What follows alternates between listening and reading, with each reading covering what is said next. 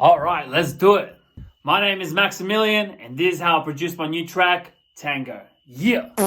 Alright, let's get straight into it, right? When I produce beats, I usually just go with the flow and then see what the outcome is. And then the writing process comes along, the tweaking, the equalizing, the balancing, all that stuff that you guys probably think is just boring as f***. But with this specific track, I already knew what I wanted. So when it came to sounds, the drums, the snares, hi-hats, just everything in general, I already knew what I was trying to lay down. And I already had kind of like the lyrics inside my head already. So it was already all premeditated. And yeah, I'm just going to let you guys see what I got. So let's start with the sample loop. And I know what you guys are going to say. This guy's not a producer. He doesn't know how to make beats because he's using a loop. Bro, shut the up. I really don't care. If you check all of my old stuff, 95% of all the work that I've done is all done by scratch, step by step. This is probably my second time that I've used a loop. So just shut the up. No one cares. The song came out nice and clear. It's out there. It's beautiful. Enjoy it. All right, so it comes with 3 to 4 sample loops. What I did, and this is how it sounds. Then the second one. And the third. And the fourth. So practically, as you can see, it just kept building up as it was going. It's like a build-up song that heads into something that will just become gigantic and just it will hit you right in the face. And what I did, the only thing that I did that made it so different was I just reversed the sample. And then it all just sounded like this, all together.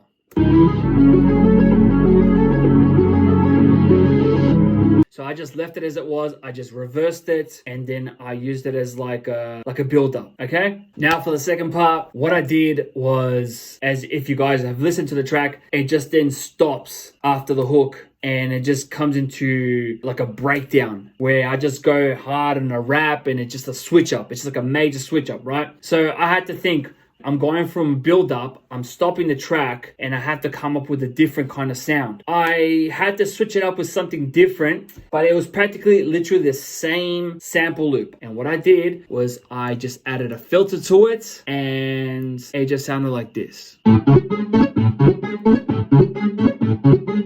Okay, so now we're into the third stage of the track. So my structure when it comes to drums, I like to start with the kick, the snare, the hi-hats, some snare rolls, and then we get into 808s or sub bass, bass, whatever you guys want to call it. So first the kick. Then with the snare. Then with the hi-hats. Then I added some snare rolls. Then I added the 808.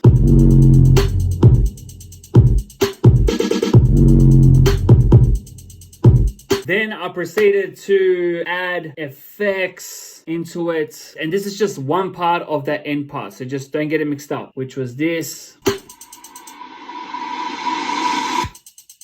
Then what I did also was add percussion. This is how it sounds. Then to add a bit more aggressiveness, a bit more energy, I added some what in the back slightly, right?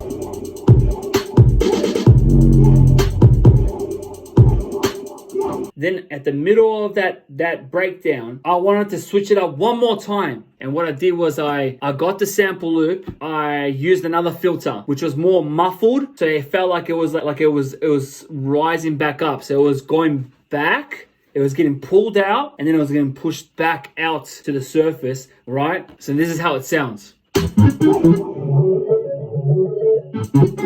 So then after that, like I said, I have 2 pieces of the breakdown, 2 pieces of it, right? I then come into the new side with a brand new 808 and I distorted that 808 so it feels like a bit of a slap to the face, you know what I'm saying? So I put this and I distorted the 808 and I switched up the melody as well. So then when it comes into this part here,